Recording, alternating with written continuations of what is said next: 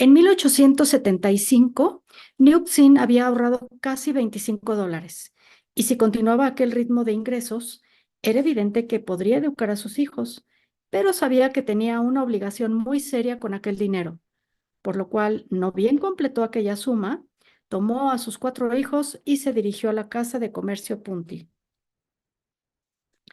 Quiero que comprendan lo que vamos a hacer, dijo varias veces. Y cuando llegó a la casa, puso en fila a los 4 para que hasta el menor, América, que tenía 6 años, pudiera comprender la transacción que estaba a punto de producirse. En aquellos años, los chinos no utilizaban los bancos, pues no existía ningún establecimiento chino de esa clase. Además, ¿qué oriental confiaría su dinero a un hombre blanco? El dinero era guardado bien oculto hasta haber acumulado una cantidad respetable y entonces era llevado, como en ese día, a la casa de comercio Punti, Oaxaca, y allí, con entera confianza, era entregado al propietario, quien, por un interés del 3% sobre el total, dispondría, por medios que solo él conocía, la transferencia de la suma a la aldea baja o a la aldea alta. Estallaban guerras y revoluciones.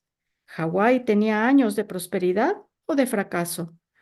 Morían los hombres y muchos barcos eran capturados por piratas. Pero el dinero enviado por la Casa de Comercio Punti o la Jaca llegaba invariablemente a su destino. Este dinero es para la esposa de Ki Mun Ki, explicó Nixin al dueño del negocio. Y cuando éste hubo aceptado la suma, agregó: es una viuda que vive en la aldea baja. Dígale que, como buenos hijos, sus 4 muchachos le envían ese dinero y además le mandan su cariño filial. Y el comerciante, después de asentir con un movimiento de cabeza, empezó a escribir la correspondiente carta. Una vez terminada, Nixin la entregó orgullosamente a cada uno de sus 4 hijos mientras decía: esta carta va con el dinero que mandan a vuestra madre. Mientras ella viva, tienen que seguir haciendo lo mismo. Es el respeto que le debes. Desvuelta la carta al comerciante, volvió a decir a los niños: recuerden siempre, mientras su madre viva, este es su deber. Y los niños comprendieron. A Piquela era como una madre porque les cantaba y los besaba. Nixin, la tía de Wu Chou para ellos, era como una madre porque les llevaba alimentos. Pero la verdadera madre, la única que contaba, estaba en China. Puesto que el día en que llevó su dinero a la casa de comercio Punti estaba ya casi terminado, Nixin decidió explorar algo que había oído con gran emoción. Llevó a sus 4 niños al valle de Nuanu y de ahí a otro valle más pequeño en el cual se levantaba un edificio de grandes proporciones rodeado de campo. Pertenecía a la iglesia anglicana, pues en cuanto los salí hawaianos descubrieron la dulce y flexible religión episcopal con sus hermosas ceremonias, la compararon con la árida del calvinismo que practicaban los congregacionalistas, y poco después la mayor parte de los salí eran fieles de la iglesia anglicana. Les agradaban sobremanera los dulces cánticos religiosos, el incienso y los atuendos de los sacerdotes. Una de las primeras cosas que hicieron los misioneros ingleses fue inaugurar una escuela a la cual se acercó ahora Nixin. La recibió uno de los hombres más inverosímiles que hubiesen vivido en Hawái, Uliasutai Karakoram Blake, un alto y delgado inglés de fieros mostachos y cabeza completamente calva, a pesar de que solo contaba 28 años. Sus padres, emigrantes de Shropshire, viajaban en una caravana de camellos que atravesaba la Mongolia exterior, desde la población de Uliasutai a la de Karakoram, cuando él nació prematuramente. Había crecido familiarizado con los idiomas chino, ruso, mongol, francés, alemán e inglés. Además, ahora era un maestro de argot de Hawái, un terrible disciplinario y un hombre que amaba profundamente a los niños. Hacía mucho había aprendido a no hablar el chino a los orientales que vivían en Hawái, pues ellos solo hablaban el cantonés y el punti, lenguas que él desconocía. Pero cuando Nuksin le habló en Hakka, aquel idioma le sonó tan parecido al mandarín que lo entendió perfectamente. Y de inmediato aquella mujer le resultó simpática. ¿Así que usted quiere inscribir a estos 4 hijos del Celeste Imperio en nuestra escuela? Preguntó en fluido mandarín. No son hijos del Celeste Imperio, sino de Monkey, dijo ella corrigiéndole. Uliasutai Karakoram Blake, y siempre exigía a sus conocidos que le llamasen así por su nombre completo. Preguntó severo. ¿Y hay algún dinero en los cofres de Monkey? Ha fallecido, respondió ella. Blake tragó saliva. ¿Tiene usted motivos para creer que estos 4 huerfanitos tienen siquiera una remota capacidad para aprender? Nuksin meditó un instante y luego respondió honradamente. América puede aprender porque es inteligente. Los otros no lo son mucho. Señora, replicó el maestro con una profunda reverencia que hizo llegar sus bigotes casi al suelo. En mis 3 años en esta escuela de Iolani, es usted la primera madre que ha sabido apreciar los verdaderos méritos de sus hijos de la misma manera que lo hago yo. Francamente, sus hijos no me parecen muy inteligentes, pero los acepto en nuestra escuela con todo mi corazón. En años posteriores, cuando Hawái estaba ya civilizado, ningún maestro llegado en un ballenero sin credenciales y con un nombre como el de Uliasutai Karakoram Blake habría sido aceptado en las escuelas. Pero en 1872, cuando llegó aquel extraño hombre, Iolani necesitaba maestros y en Blake halló a un individuo que habría de dejar una indeleble marca en el archipiélago de Hawái. Cuando el obispo miró al joven y le preguntó, ¿tiene usted credenciales de maestro? Blake respondió, Señor, he sido criado con leche de camella. Y aquella respuesta era tan ridícula que obtuvo el empleo que buscaba. Si Blake hubiese ingresado en una escuela tan distinguida como la de Punahou, que entonces era una de las mejores al este de Illinois, no habría importado si era capaz o no, pues después de Punahou, los estudiantes pasarían a Yale y allí podrían ser corregidos los descuidos y defectos. O si los maestros en la escuela resultaban ineptos, los padres podían corregir las omisiones en el hogar. Pero en Iolani, los estudiantes o obtenían una educación de los maestros disponibles o no obtenían ninguna. Y la contribución sin precedentes de Blake a la cultura de Hawái fue que con sus fieros mostachos y su terca insistencia en inculcar lo más culto de los modales ingleses, consiguió educar a los chinos. Les enseñó a hablar un inglés pulido y les maldecía en argot cuando no lo hacían.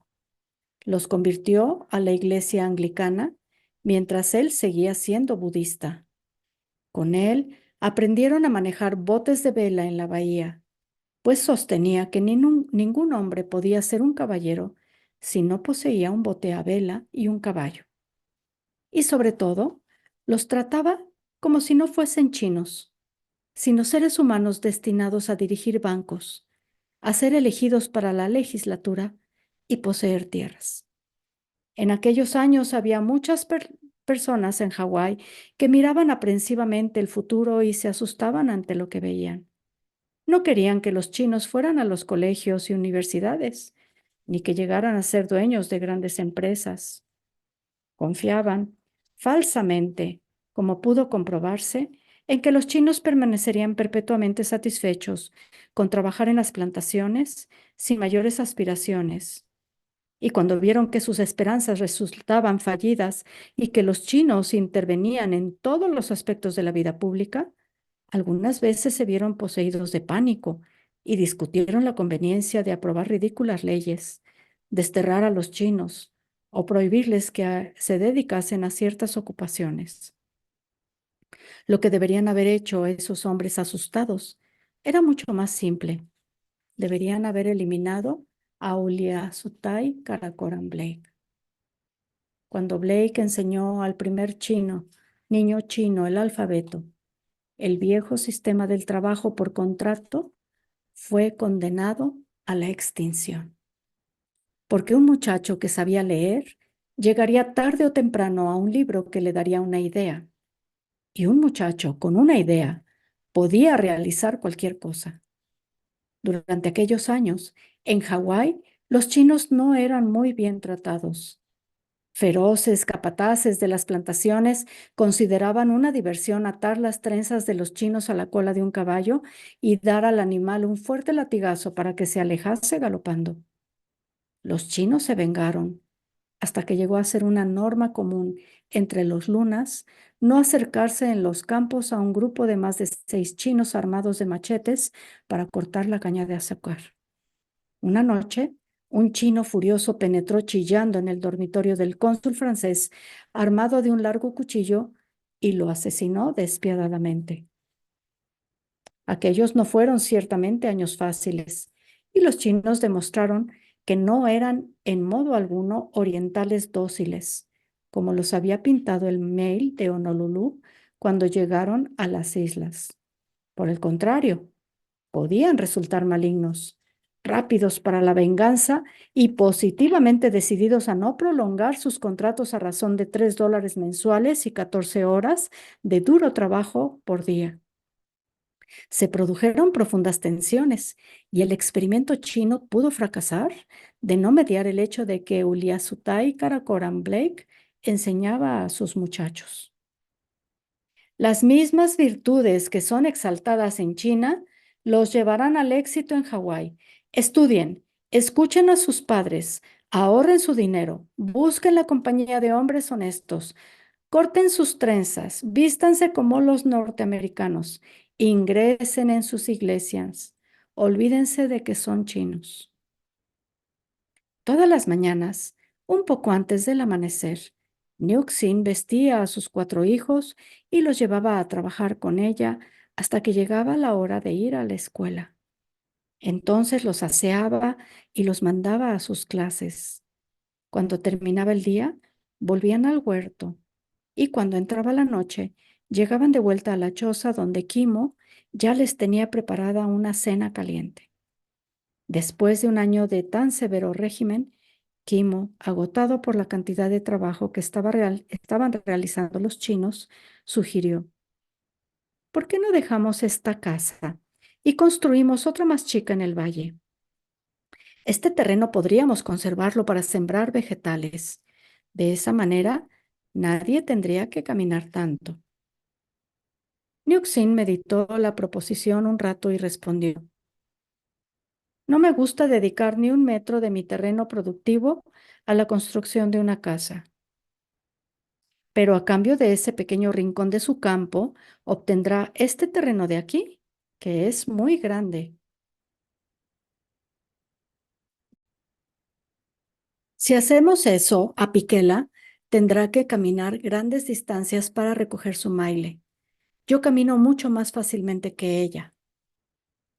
Yo había pensado que a Piquela dejase de preocuparse del maile y la ayudase a usted en el huerto. De esa manera los niños podrían tener más tiempo para los estudios. El plan era tan razonable que al día siguiente Nixin invitó a Kimo a que la acompañase al huerto y el hombretón le explicó cuán poco terreno sería necesario para construir la casita, recordándole la extensión de tierra que le quedaría libre a cambio de aquella diminuta parcela. Y Nixin accedió por fin. Derribaron la casa de paja y durante varias noches durmieron al aire libre, mientras construían la casa en la parte seca del terreno pantanoso, propiedad de Nixin. Poco después, se levantaba en el camino de Nuanu y la primera casa de los Ki. Era una construcción extendida y baja, ni a prueba de goteras ni muy arreglada, pero alojaba cómodamente a 5 chinos y 2 hawaianos. En cierto modo fue el responsable de la fortuna de los Ki, pues un día cuando Nixin caminaba por el valle rumbo a sus nuevos campos, que por ser muy altos no producían tanto como los bajos, fue detenida por un apuesto joven de unos 20 años que iba en un coche y que le preguntó: ¿Es usted la china dueña de este campo? Ella respondió afirmativamente y él bajó del coche y le extendió la diestra. Yo soy Whip Hawksworth, dijo, y me gustaría ver su campo, si usted me lo permite. Ató los caballos a un árbol y siguió a Nioxin. Se inclinó, tomó un puñado de tierra y la frotó en sus manos. Luego dijo: Paque, desearía concertar un trato con usted. He traído de Formosa unas 100 plantas de ananá. He intentado cultivarlas en las tierras bajas y no prosperan. Me parece que un campo alto como este es más parecido a los terrenos donde se cultivan en Formosa. Le daré todas esas plantas, es decir, las que me quedan. Si puede conseguir que vivan aquí, se las regalo. Usted me dará después algunos ananás de los que coseche. ¿Pueden venderse aquí esas frutas?, preguntó Nixin. Whip Hawksworth se volvió y señaló el valle bajo con un amplio ademán. Todas las casas que se ven desde aquí, dijo, le comprarán sus ananás. ¿Trato hecho? Fue concertado el trato y Whip Hawksworth acertó plenamente, pues el campo alto de Nixin era la tierra que precisaban aquellas plantas. Y no mucho después, la china recorría las casas de Honolulu con sus canastas cargadas de ananas y los vendía fácilmente. Solo en una empresa había fallado Nixin y era, como se ha dicho antes, en su cultivo de taro. Pero ahora, no satisfecha con vender los bulbos a los nativos y las hojas a quien quisiera comerlas cocinadas como vegetales, permitió a Kimo y a Piquela que la convencieran de que debía cocer las raíces y convertirlas otra vez en poi. Esta vez, el procedimiento dio resultado y produjo un poi rico en gusto y valores nutritivos que los hawaianos empezaron a comprar y consumir con verdadero deleite. Poco después, contaba ya con un buen mercado para el poi paque, como sus clientes lo llamaban. Lo malo era que no tenía mucho para vender, pues Kimo y Apiquela trabajaban tan intensamente en los sembrados de taro que cuando llegaban las horas de comer estaban famélicos y Nixin contemplaba, asombrada, las enormes cantidades de poi que consumía el matrimonio. Aquello le entristeció, pero no se quejó, pues aquellas 2 personas habían cuidado amorosamente a sus hijos, después de ayudarlos a Monkey y a ella. Comprendía que, incluso ahora, no les sería posible salir adelante sin ellos, pues lavaban las ropas de todos y cuidaban a los niños, además de elaborar el poi. No obstante, comprendió que tendría que protegerse, por lo cual, un día dijo a Kimo: Me gustaría comprarles esos campos altos suyos. ¿Comprarlos?, preguntó Kimo asombrado. Pues quédatelos. Cada vez será mejor que los compre legalmente. Tal vez será mejor que los compre legalmente. Son suyos, dijo Apiquela. ¿No podríamos ir a la oficina del registro de propiedades y firmar los papeles necesarios? Yo les pagaré. Apiquela alzó a su amiga y la sentó en su amplísima falda mientras decía: Kimo y yo no usamos para nada esos campos. No tenemos hijos. Tienen a los 4 niños, dijo Nixin. Excelente idea, exclamó Kimo. Les regalaremos los campos a los niños. Y en efecto, los 3 fueron a la oficina mencionada y registraron la venta de los campos a los niños Ki, pero cuando el funcionario blanco preguntó por medio de un intérprete: ¿En qué suma se venden estos campos?, los 2 hawaianos le miraron confundidos y el funcionario explicó: Tiene que haber una suma establecida, pues de lo contrario la venta no es legal. Kimo interrumpió con un amplio ademán y dijo, vendemos los campos a esta china a cambio de todo el poi que podamos comer. Y eso era lo que Nyuxin había pensado desde el primer momento y así se hizo. Los años de Nyuxin cayeron en una rutina sagrada. El 1 de marzo fue a la oficina del registro de propiedades y pagó los impuestos correspondientes a sus 2 posesiones. Desde ese momento, el objeto más valioso para ella fue una caja en la cual guardaba los recibos. Los consideraba una especie de carta de ciudadanía, una prueba de que tenía derecho a seguir viviendo en el país del árbol fragante. En septiembre y junio, acompañaba a sus 4 hijos a discutir sus planes de educación con Uliasutai Karakoram Blake, quien se deleitaba hablando chino con ella y le decía que sus hijos progresaban satisfactoriamente. La insistencia de Nyuxin sobre ese punto era realmente fanática y cada vez que hablaba con Blake insistía en una pregunta. ¿Cuál de mis 4 hijos tiene la mente más despejada? Y el maestro respondía siempre, América. Ella recibía una enorme alegría al enterarse de que su hijo avanzaba brillantemente en sus estudios, pues ya tenía la visión del día en que América partiera para el continente para su educación superior, a la cual contribuirían con su trabajo todos los demás. En abril y octubre iba puntualmente a la Casa de Comercio Punti con un apropiado número de dólares para enviarlos a la esposa de Monkey, que seguía viviendo en la aldea baja. Así era el año de Nioxin, la Paque Cocua, la tía. Para sí tenía solo una blusa, unos pantalones y un sombrero de paja.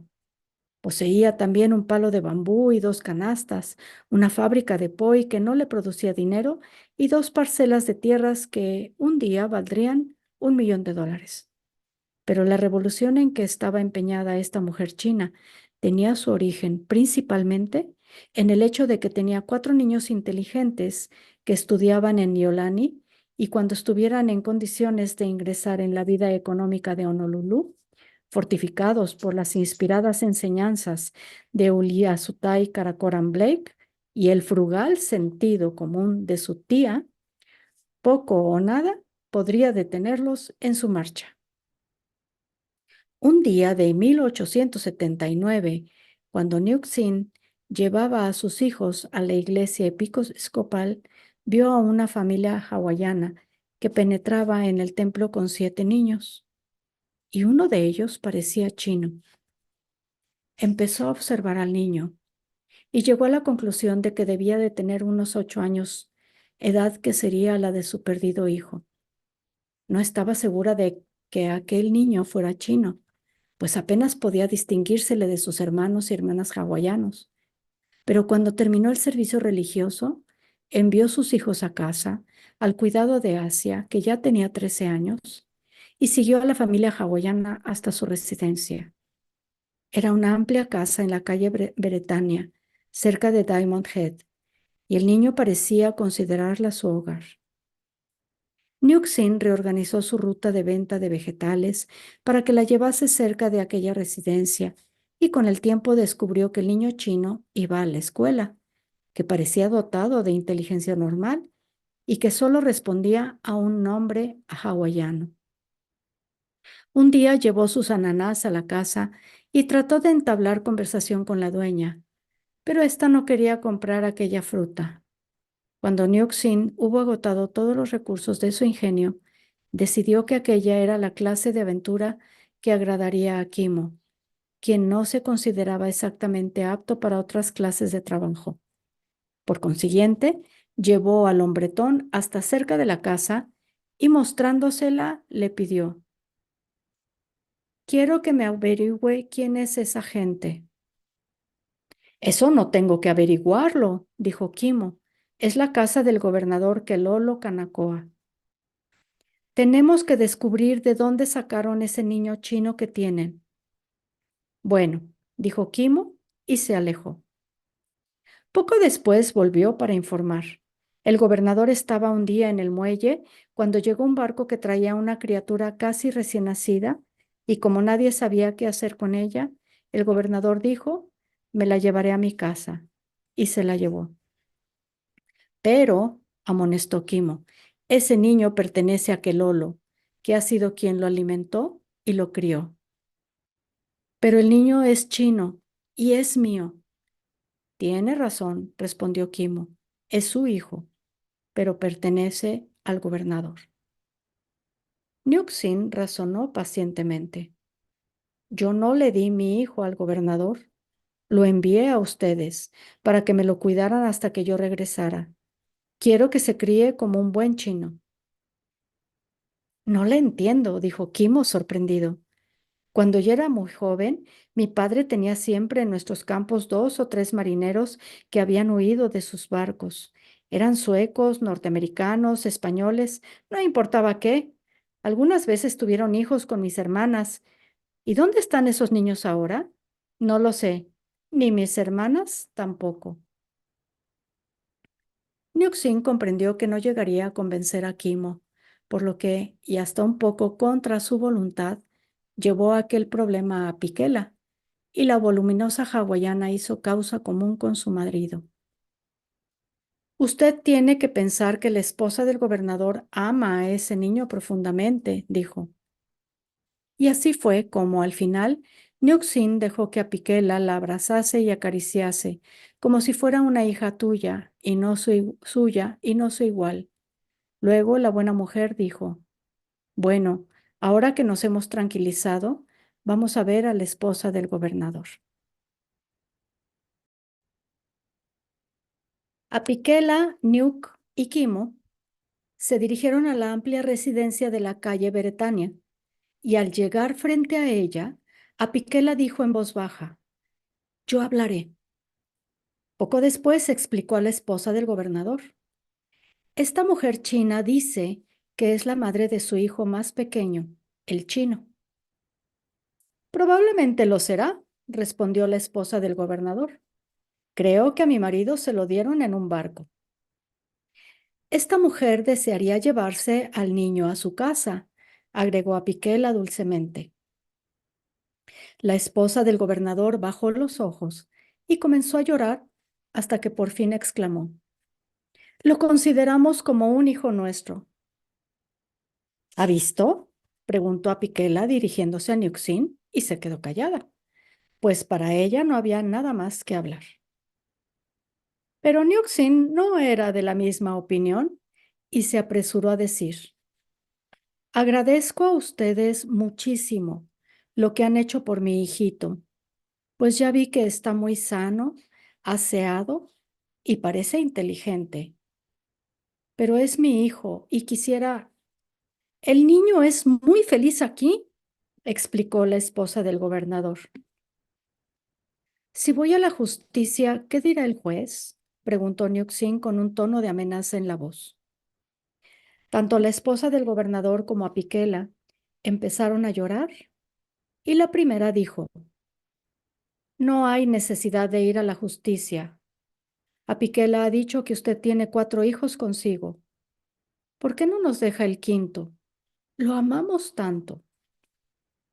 Es mi hijo, insistió tercamente Nixin. En ese momento entró en la habitación el gobernador, un hombre alto, de hermoso aspecto, que tendría unos 48 años. Escuchó pacientemente, primero a Piquela, después a su esposa y por último a Nixin, y por fin dijo, así es que usted es la Paquecocua. Sí, contestó Nixin modestamente. Todos los hawaianos le deben gratitud, Cocua, dijo el gobernador estrechándole la mano. Luego añadió, hace unos 8 años, un día estaba yo en el muelle. No era todavía gobernador. Llegó un barco y uno de los marineros tenía en sus brazos una criaturita que lloraba desconsoladamente. ¿Qué puedo hacer con ella? Me preguntó el marinero. Y yo le contesté, aliméntela. Él me replicó, Sí, pero yo no tengo senos. Entonces tomé a la criatura, que era un varoncito, y lo traje a mi hogar. Y desde entonces es nuestro hijo. Yo quiero llevármelo, dijo Nixon. Y me parece, prosiguió el gobernador sin hacerle caso, que sería muy conveniente que este niño chino siguiera viviendo con nosotros entre hawaianos. Nuestras dos razas necesitan comprenderse mejor. El juez me lo dará, replicó Nioxin fríamente. Los ojos del gobernador se llenaron de lágrimas y preguntó, ¿no tiene usted otros hijos? Tengo 4. Entonces, señora, le ruego que nos deje al niño. Le suplico que no hable de jueces. La esposa del gobernador hizo servir el té e invitó a Nioxin a sentarse en una soberbia silla tapizada de brocado. La reunión se prolongó por espacio de 4 horas y la pequeña mujer china fue decididamente vencida por el amor. Cuando fue llamado su hijo, Nixon vio que el niño estaba muy desarrollado. Era sano y parecía inteligente. No se le dijo que aquella extraña mujer era su madre, pues él llamaba por ese nombre a la esposa del gobernador. Y luego que el niño se hubo retirado, se formularon numerosas promesas. Y finalmente Nixon consintió en que su quinto hijo continuara viviendo con la familia del gobernador, pero se le diría quién era su verdadera madre. Se le daría el nombre chino de O-Chou, el continente de Australia, y 2 veces al año tendría ella derecho a ir a buscarlo y tenerlo consigo todo el día. Además, 2 hectáreas de la mejor tierra del gobernador Kanakoa en el Valle Manoa serían transferidas legalmente a nombre de Australia Key, llamado también Keoki Kanakoa. Cumplido todo lo estipulado, Nixon cultivó ananás en aquellas 2 hectáreas. La abnegada mujer tenía entonces 32 años y aparte de su delgadez casi excesiva, era todavía una mujer atractiva. Cuando Wicks Hawksworth regresó a Hawái en 1877, llevaba consigo solamente un centenar de plantas de anana y una bolsa de semillas varias. Era lo único que podía mostrar como producto de sus 7 años de ausencia, pero ya se había convertido en un hombre destinado a reconstruir la estructura de las islas. Era alto, delgado, pero fuerte, rápido, tanto en músculos como mentalmente, y muy adiestrado en el uso de sus puños. Poseía la insolente seguridad de su abuelo paterno, el capitán Raffer Hawksworth, y el distinguido continente de su abuelo materno, el doctor John Whipple. Además, exhibía otras normas de comportamiento de los dos hombres. Como el capitán Raffer, el joven Whip experimentaba un insaciable deseo de mujeres. Todo cuanto había ganado en los últimos 7 años había sido gastado libremente en ellas, y no se arrepentía de haberlo hecho, pues apenas comenzó su vida de independencia personal, descubrió que poseía el poder de hacer felices a las mujeres. En sus reflexiones durante los largos días en el mar, el joven Whip jamás pensó en términos de damas elegantes y aristocráticas. No, la mujer, para él, era un ser fuerte como un animal joven y siempre las veía desnudas y extendidas sobre un lecho. Así le gustaban y así les gustaba estar a ellas estar cuando se hallaban con él. Eran compañeras de juego sumamente deliciosas y pensar en ellas de otra manera le parecía perder tiempo y energías. No distinguía entre las mujeres casadas o las solteras. No le producía placer especial alguno engañar a un marido, como tampoco mostraba predilección particular por las mujeres de una nacionalidad o color determinados. Si en Suez no le era posible entrar en los salones de alguna noble francesa, se conformaba, y muy contento, con pagar sus libras en una casa non santa y elegir su compañera ocasional entre las internas de la misma. Pero aunque a menudo prefería ese simple y directo método de conseguir una compañera, aprendió también a ser un galanteador profesional. Y si tropezaba con alguna joven dama tímida que le parecía digna del esfuerzo, se mostraba siempre dispuesto a humillarse ante ella como tradicional aspirante salido de una novela romántica, y le enviaba flores y bombones, a la vez que le escribía breves esquelas con poético estilo. Whip amaba apasionadamente a las mujeres. Sabía que ellas eran el complemento de su vida y estaba dispuesto a cualquier cosa para hacerlas felices. Como era de esperar, su comportamiento al regresar de sus 7 años de marino sorprendió a Honolulu. Aterró por completo a las muchachas Hale y Hewlett, que en realidad nunca lo comprendieron ni entendieron lo que él les hablaba, pero sí descubrieron que él estaba enteramente decidido a despojarlas de sus ropas interiores con la mayor rapidez posible, por lo cual se combinó muy pronto entre las descendientes de los misioneros, que preferían no ser acompañadas por su primo Whip.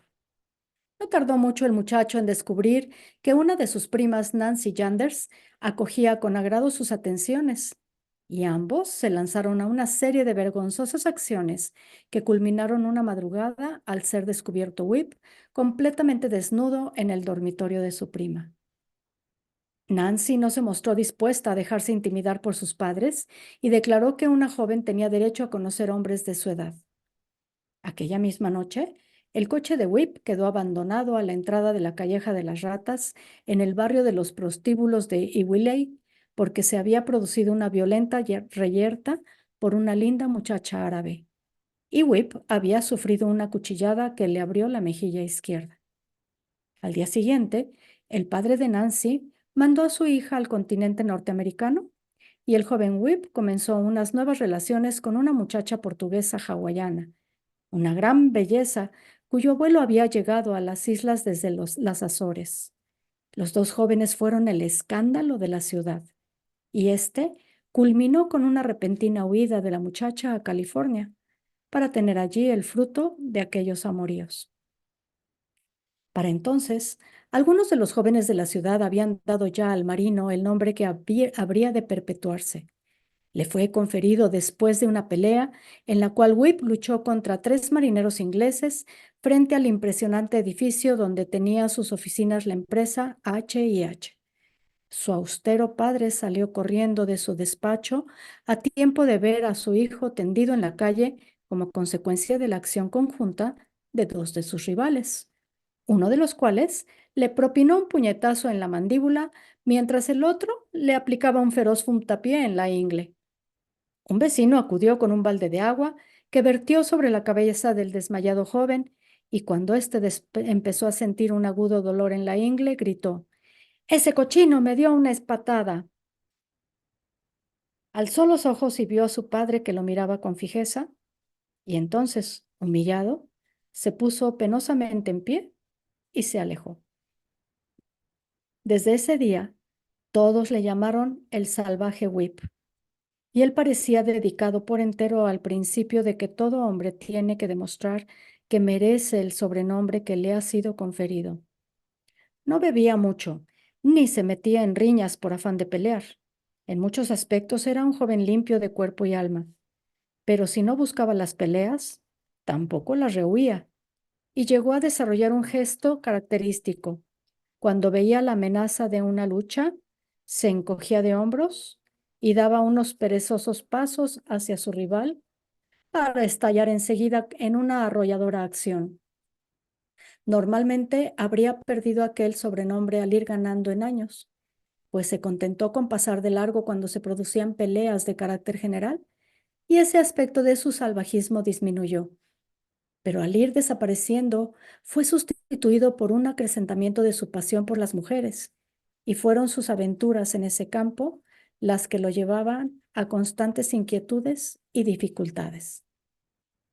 También se parecía en muchas cosas a su abuelo materno, el doctor John Whipple, pues además de la postura de aquel gentilhombre, Whip había heredado su enorme interés hacia las ciencias.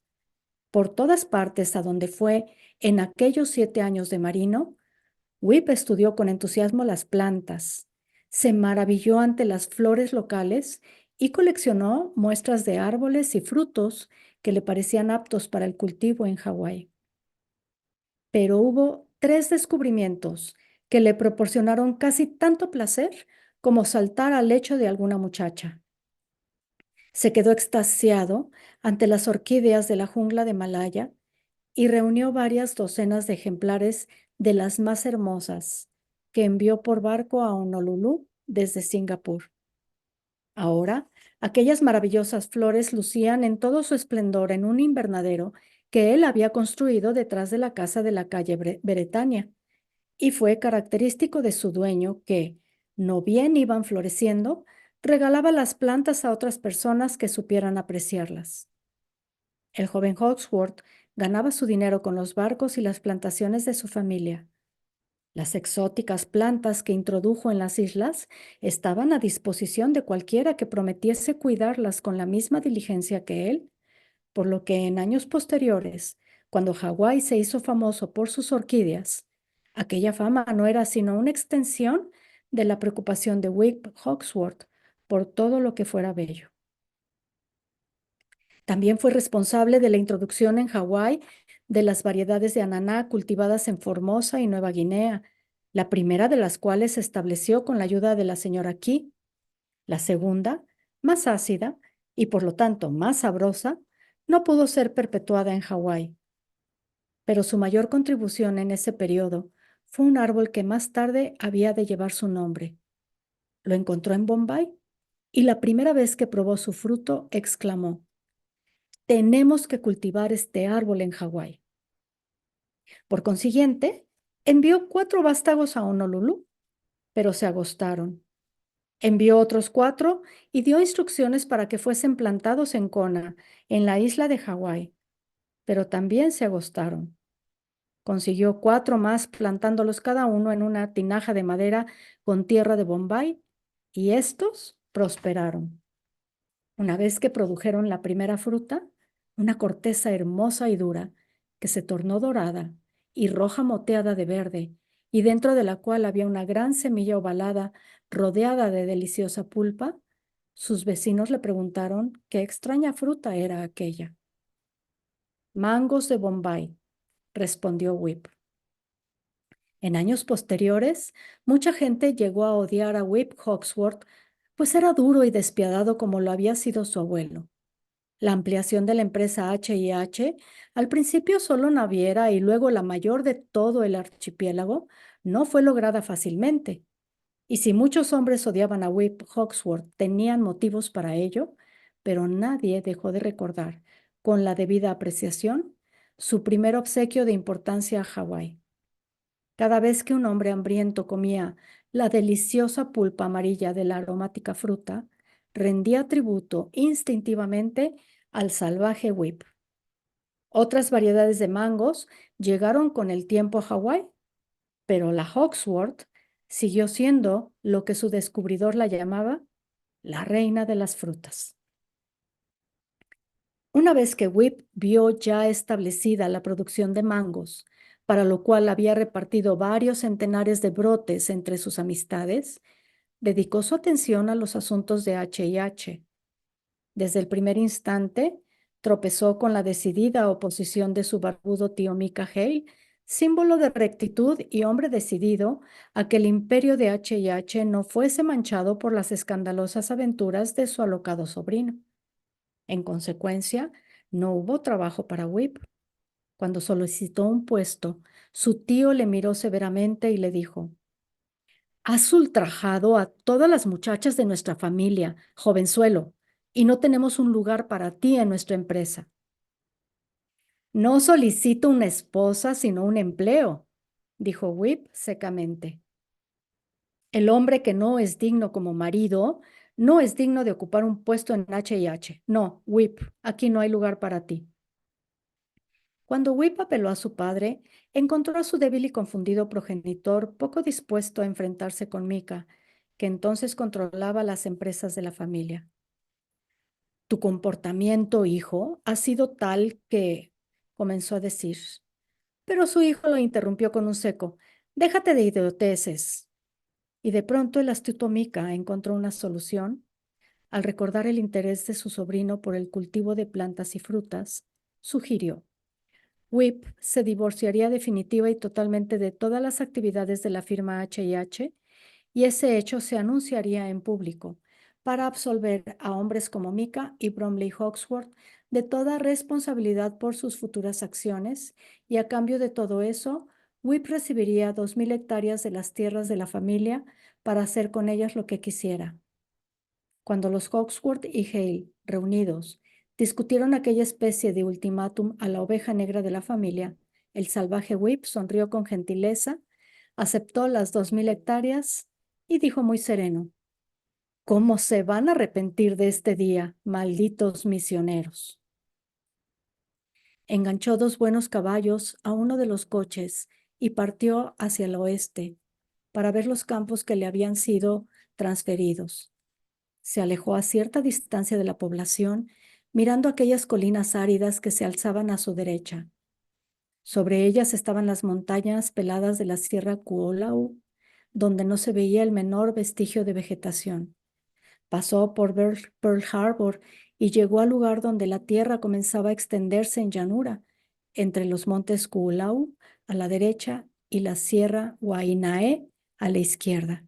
Delante de él empezaban sus campos, áridos también y completamente improductivos. No sin cierto humor, Whip ató los caballos a una piedra, pues no había árboles, y se puso a estudiar de cerca aquella posesión suya. Cuando levantó con el pie una capa de tierra, descubrió que la misma era de un fuerte color rojizo.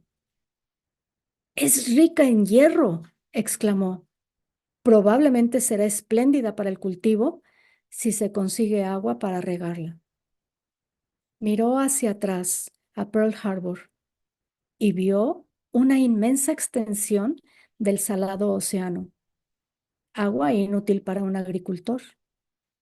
Alzó la vista al cielo y no vio nube alguna, pero al mirar hacia la Sierra Koolau, a su derecha, vio sobre sus picos una masa de nubes negruzcas, que eran impulsadas por los vientos alisios del nordeste, y casi le fue posible oler el agua que caía de aquellos nubarrones. Pero caía al otro lado de las montañas, y el declive la hacía perderse finalmente en el mar. Su abuelo Whipple había conseguido atrapar una pequeña parte en sus zanjas y acequias, pero el grueso del inmenso volumen líquido era tan inútil como el agua salada de Pearl Harbor. Y en aquel momento, su mente se iluminó con la gran idea. ¿Por qué no abrir un túnel a través de esas montañas y llevar el agua hasta sus campos?, se preguntó. Y enseguida se dijo: lo construiré y haré que estas tierras sean tan ricas que en comparación los barcos del tío Mica no valgan nada. Pero lo curioso fue que la gran fortuna de Whip se consiguió de una manera completamente distinta. Cuando comprobó que su familia no le daba un lugar en sus empresas y cuando terminó de inspeccionar su enorme pero inútil extensión de tierra, decidió abandonar Hawái, y lo hizo en circunstancias memorables. No había olvidado aquellas agradables horas pasadas con su prima Nancy Yanders, que seguía proscrita en el continente, y entonces, a punto de partir, comenzó a hacerle la corte a su hermana menor, Iliki Yanders. Fue una aventura de torbellino, mezclada con noches de orgía en la Calleja de las Ratas con una muchacha francesa, y culminó con un escándalo mayúsculo. La pequeña Iliki, vestida con ropas de hombre, se embarcó en un carguero inglés, cuyo capitán la casó con Whip en el viaje a San Francisco. Cuando las familias de ambos se enteraron de aquella vergonzosa acción, rogaron para que Iliki hallase la felicidad que estaba seguros le sería negada. Pero cuando en Norteamérica Nancy se enteró del casamiento, gritó furiosa: «¡Malditos sean! Ojalá que los dos vivan en un infierno». La maldición se cumplió en cuanto a Iliki, pues descubrió consternada que su marido no tenía intención de serle fiel o de renunciar a sus acostumbradas visitas a los burdeles locales. En San Francisco tuvo audaces aventuras con varias mujeres casadas de buena reputación, pero en otros sentidos era un buen marido. Cuando nació su hijo en 1880, insistió en que fuese bautizado con los nombres de Yanders Hawksworth que eran los del padre de su mujer. A fines de 1880, Nancy visitó a su hermana con ocasión de un viaje a Honolulu. La mayor era entonces una esplendente belleza que había lucido en los salones de Nueva York, y no pasó mucho tiempo antes que su odio hacia Whip se convirtiese otra vez en aquella pasión que antes había sentido hacia el apuesto joven. Al principio, Whip la visitó varias veces clandestinamente en el hotel donde ella se alojaba. Toda la desolación de los últimos 3 años estalló en un furioso amor que la obligó a abandonar toda cautela. Algunas veces lo retenía prisionero durante un día entero, y fue evidente que Iliki sospechaba ya lo que estaba sucediendo. Al principio, su esposa no podía siquiera imaginar lo que debía hacer, y se preguntaba si debería irrumpir en la habitación del hotel y hacer frente a la culpable pareja, o si la costumbre exigía que llorase silenciosamente. Pero sus problemas se resolvió cuando un día en que había salido de compras regresó inesperadamente y encontró que la audaz Nancy había ido a buscar a Whip en su propia casa, se había desnudado con rapidez en la habitación de Iliki y acto seguido arrastrado a Whip al lecho con ella. Cuando apareció la esposa, los dos se quedaron mirándola desde la cama. Nadie hizo una escena. Nancy dijo: "Yo lo tuve primero y ha decidido quedarse conmigo". "Vístete", contestó Iliki, sorprendida ante su propia tranquilidad. Y cuando estuvieron vestidos los dos, Nancy anunció desafiante: "Whip y yo vamos a vivir juntos". Iliki abandonó San Francisco con su hijo Yanders y regresó en un barco de la H&H a Honolulu, donde vivió una larga y plena vida de divorciada, realizando numerosas obras en favor de la comunidad. Su marido y su hermana gozaron una temporada de delirante amor en San Francisco. Whip no se casó con ella porque, como le dijo, jamás seré un buen marido. Nancy, que encontró en la sexualidad una completa satisfacción, se conformó con permanecer a su lado en las condiciones que él impuso y no se angustió al descubrir sospechosos indicios que parecían probar las múltiples infidelidades de su compañero. No obstante, lo que más le gustaba, aparte de sus apasionados momentos en que él regresaba después de prolongadas ausencias, eran los días en que Whip la llevaba consigo a conferencias con constructores de túneles. Se trataba de un grupo de peritos dispuestos a atacar a la naturaleza en cualesquiera condiciones y que convencieron a Whip de que si le era posible reunir suficiente dinero, ellos podían perforar las montañas Kulau y llevar agua a sus campos. Subrepticiamente envió uno de aquellos ingenieros a Hawái, haciéndose pasar por ornitólogo. El hombre recorrió aquellas montañas en todos sentidos y volvió convencido de que la construcción de un túnel allí no ofrecería difíciles problemas. ¿Qué extensión deberá tener ese túnel?, preguntó Whip. De 13 a 16 kilómetros, respondió el ingeniero. ¿Es posible construir un túnel tan largo? Todo túnel es solo una cuestión de dinero. Si usted tiene el dinero, yo puedo conseguir la dinamita. ¿Cuánto se necesitará? Unos 4 millones de dólares. No olvide mi nombre, dijo Whip. Aquel informe parecía ser la respuesta definitiva al problema de Whip. No tenía entonces los 4 millones de dólares, pero siempre existía la posibilidad de que un día los tuviera. Por lo tanto, decidió regresar a Hawái, pero Nancy le dijo: "No te lo aconsejo, Whip". ¿Por qué? Porque Iliki está allí y será embarazoso para ti. Además, yo no podría ir contigo. Ya lo sé, respondió Whip fríamente. Unos días después le dijo: "Deberías buscarte un hombre, Nancy". ¿Quiere decir que has terminado conmigo?, preguntó ella. Sí, en Hawái no podrías vivir. ¿Cómo andas de dinero? La familia me envía la parte que me corresponde de los negocios. Nancy, te juro que te deseo que vivas muy feliz desde hoy. Hacía solo unas horas que Nancy se había ido cuando llamaron a la puerta de la habitación de su hotel y entró un hombrecillo que llevaba un largo sobretodo que le llegaba a los tobillos. Me llamo Overpeck, Milton Overpeck, y me he enterado de que usted está interesado en perforar un túnel. Así es, respondió Whip. Siéntese. ¿Un whisky? Bueno, dijo Overpeck. ¿Es usted perito en túneles? Preguntó Whip. Sí y no. Tengo entendido que usted quiere ese túnel para conseguir agua. Así es. Veo que usted está bien enterado. ¿Otro whisky? Vea, muchacho, si cree que va a embriagarme para obtener alguna ventaja sobre mí, puede abandonar la idea desde ahora porque le será imposible. Se lo ofrezco hospitalariamente. Jamás acepto hospitalidades si el que me las ofrece no me acompaña. Bien, tome otro para ponernos iguales y luego podemos hablar.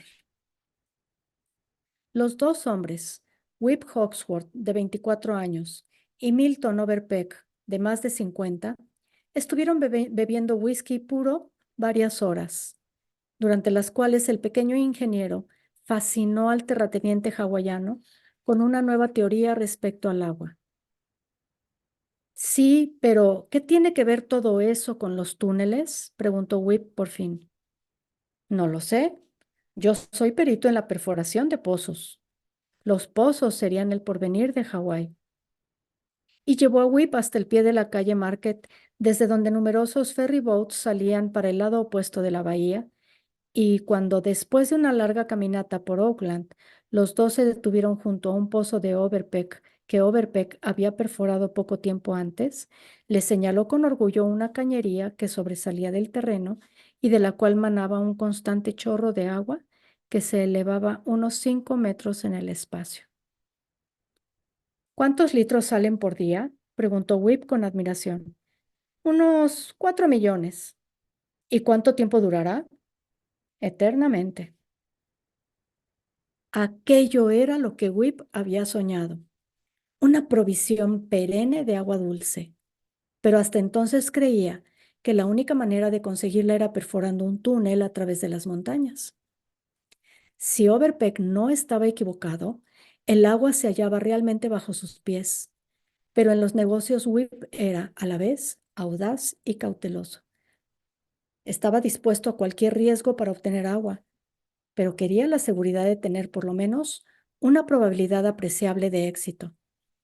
Por ello preguntó, ¿por qué no me demostró todo eso en San Francisco? El agua artesiana no se encuentra en todas partes, respondió Overpeck. ¿Y si no hay en Hawái? Mi profesión es adivinar dónde la hay, y adivino que la hay en sus campos de Hawái. Será mejor que regresemos al hotel, dijo Whip. Pero espere un momento.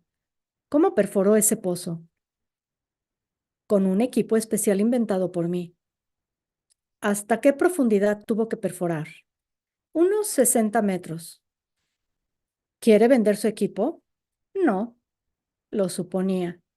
Entonces, ¿qué trato podemos concertar? Si encontramos agua, es como si yo le regalase millones de dólares, ¿no es así? Así es. Bueno, yo soy jugador, señor Hawksworth.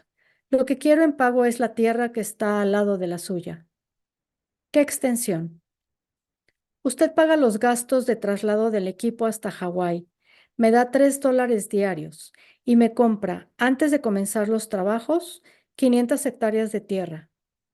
Si encontramos agua, yo le compro esas 500 hectáreas por lo que usted pagó. Si no la encontramos, serán suyas. Las probabilidades. Hay una manera de probar mi teoría sin gastar un centavo. ¿Cuál es? Si en realidad existe un depósito inextinguible de agua oculto bajo sus campos, sale al mar bajo la superficie, pero una parte tiene que filtrarse en la parte superior del depósito. Vaya a sus campos. Diga a la gente que va a criar ganado en ellos. Recorra las partes más altas hasta que encuentre un manantial. Calcule entonces a qué altura está usted sobre el nivel del mar y luego recorra toda la extensión de los campos a esa misma altura. Si encuentra media docena más de manantiales, entonces el éxito está asegurado, porque podrá tener la completa seguridad de que hay agua debajo de usted. Venga usted conmigo para comprobarlo, propuso Whip. La gente podría sospechar, y entonces el valor de las tierras que tiene que comprar subiría inmediatamente. Whip reflexionó un momento y de pronto tomó una decisión. Vamos a hacerlo de otra manera. Cómprese un buen toro, llévelo a las islas y anunciaremos que usted me va a ayudar en la cría de ganado. Entonces todos me tendrán lástima, porque muchos hombres se han arruinado tratando de criar ganado en esas tierras áridas.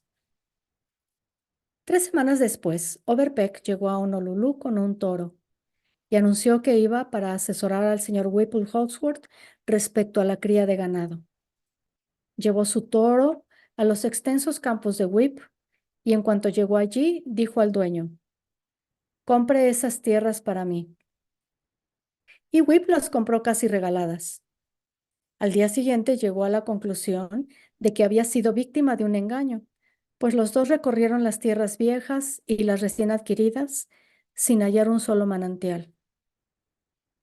No esperaba encontrarlos hoy, dijo Overpeck tranquilamente, pero sé dónde brotarán después de la próxima tormenta de lluvia que se desencadene en las montañas. Y en efecto, 3 días después de aclarar la tormenta siguiente, a lo largo de la línea que había previsto Overpeck, Whip descubrió señales evidentes de filtración de agua. Y cuando los dos estaban en la parte alta, mirando las vastas hectáreas de los campos debajo de ellos, Overpeck dijo, estamos parados sobre una mina de oro, señor Hawksworth. Ahora estoy segurísimo de que hay agua debajo de nosotros. Compre enseguida, sin vacilar, todos los campos que pueda. 8 semanas después, el hombrecito reapareció en Hawái sin ganado, pero con 9 grandes cajones de equipo. Y esa vez informó un reportero del Mail. Parece que las inversiones que ha hecho el señor Hawksworth para la cría de ganado se perderán a no ser que encontremos agua en sus campos. Montó su equipo y una vez instalado comenzó él mismo a trabajar largas horas diarias en la perforación. ¿Cuánto tiempo llevará esto?, preguntó Whip, sorprendido ante el enorme esfuerzo que aquello requería. Mucho. Pasaron días y semanas, y el tenaz ingeniero seguía haciendo operar sus barrenos, que a menudo tenía que afilar personalmente a mano. Habría que comprar una máquina, sugirió Whip ante la lentitud de la obra. Cuando consiga algún dinero la compraré, dijo Overpeck. Y Whip vio al hombrecito bajo una nueva luz. Usted ha sido pobre toda su vida, ¿verdad? Sí, toda mi vida me la pasé esperando a un hombre como usted. ¿Cree que vamos a encontrar agua? Sí. Y el 14 de septiembre de 1881, uno de los berrenos de Milton Overpeck perforó el último centímetro de roca y un enorme chorro de agua dulce se precipitó al espacio después de atravesar el hierro, la soga y la grúa del equipo, a razón de 6 millones de litros por día. Cuando Whip contempló aquel maravilloso espectáculo, su excitación fue enorme y exclamó, «Tenemos que salvar esa agua, se está desperdiciando». Pero el pequeño ingeniero le aseguró, «Déjela que corra, señor Hawksworth, porque así seguirá corriendo por los siglos de los siglos». Perforaron otros pozos, todo ello por el mismo primitivo sistema, y Whip dijo, Overpeck, es ridículo que usted realice una labor tan inmensa. Compremos una máquina que le haga ese trabajo. Nunca volveré a trabajar en cuanto termine estos pozos. Alquilaré una habitación en un hotel, le arrendaré a usted mis 500 hectáreas y viviré cómodamente, contestó el decidido hombrecillo. Así lo hizo, pero no había previsto el porvenir natural de un hombre como él en Hawái. Una de las muchachas solteras de los Chanders comprobó en el registro de propiedad que aquellas tierras eran suyas y se casó con él. Así, sus 500 hectáreas fueron recuperadas por la gran alianza de las familias Hawksworth, Whipple, Hale, Yanders, Hewlett.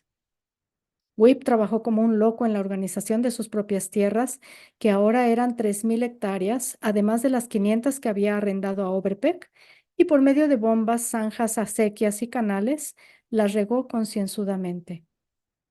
Compró la vieja plantación de azúcar Malama, y luego, con aquel toque de genialidad que caracterizaba todas sus transacciones comerciales, a la edad de 26 años, entregó la administración de sus plantaciones de azúcar a la firma Yanders Whipple y se fue a recorrer las partes del mundo que todavía no conocía.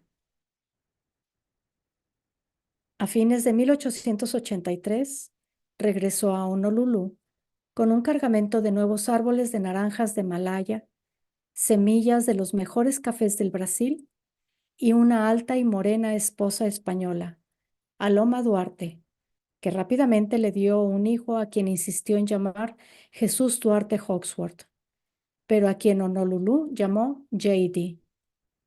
Aloma Hawksworth causó sensación en las islas, pues era por naturaleza una criatura exótica, y muy pronto anunció a su marido que sus días de orgías y escándalos en la calleja de las ratas habían terminado. Pero era mucho más fácil dictar aquellas órdenes que imponerlas, y una noche, cuando Whip regresó a su casa después de unas deliciosas horas pasadas con una prostituta china, Aloma Duarte trató de descuartizarlo con un largo cuchillo de cocina. Consiguió infligirle una seria herida a través de la cicatriz que ya tenía en la mejilla, pero antes que pudiera herirlo nuevamente, Whip le dio un feroz puntapié en el estómago, la lanzó sin aliento contra la pared y procedió a fracturarle la mandíbula y una muñeca.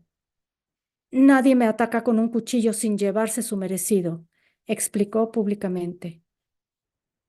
Cuando la otrora hermosa mujer curó de sus fracturas, decidió denunciarlo a la justicia, pero contra ella estaba el mundo testimonio de aquella herida en la cara de Whip, por lo que su abogado le aconsejó que desistiese de la denuncia. Cuando lo hizo, Micah Hale, Bromley Hewlett y Mark Whipple la visitaron y le informaron que estaban dispuestos a acordarle una pequeña pero adecuada anualidad siempre que abandonase las islas. Aquí no puede quedarse, dijo Micah. Me llevaré a J.D. conmigo, respondió ella. Whip no lo permitirá, advirtió su suegro. J.D. es mío, dijo ella en un grito. Pertenece a las islas, razonó Micah. Al final, Aloma se fue como lo habían planeado originalmente la familia y con la anualidad que se le había propuesto.